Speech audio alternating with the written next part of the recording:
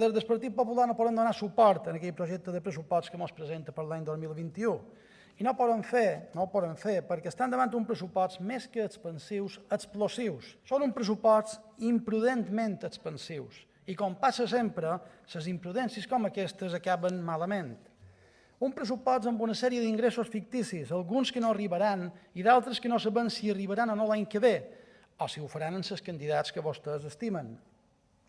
Un pressupost que són papers banyats, perquè estan fets de forma continuista en els pressupostos aprovats per l'any 2020 i sense tenir en compte la realitat de la situació econòmica sobrevinguda de la pandèmia i la brutal caiguda del PIB que vostès mateixos preveuen. Un pressupost que no recullen cap sacrifici per part del govern per reduir la seva estructura política de conselleries i assessors, mentre es tornen a negar l'actualització salarial en el personal sanitari i treballadors públics. Un pressupost que en lloc de reduir la pressió fiscal la incrementen en la creació de noves figures impositives. Un pressupost amb les mateixes receptes expansives i de descontrol del gasto que ja van aplicar a la crisi del 2008, 2009 i 2010. Receptes que van dur aquesta comunitat autònoma en el 2011 a la quebra, amb més deute, més dèficit i més paro que mai, i amb 1.600 milions d'euros en factures amagades dins els calaixos sense pagar a les empreses. Aquests no són els pressupostos que els ciutadans, les famílies i les empreses d'aquestes illes necessiten per afrontar i per superar aquesta greu crisi social i econòmica. Aquests pressupostos no són la solució per lo que ja se coneixen com les coves de la fam. Aquests pressupostos tampoc són la solució per a aquesta nova pobresa que s'està instaurant ja a les Illes Balears i que va diàriament en els bancs d'aliments i a altres llocs a cercar menjar cada dia. No són un escut social real i suficient per ningú que no tingui el carnet del PSOE, lògicament. Per això han presentat aquesta esmena a la totalitat dels comptes del govern per l'any 2021.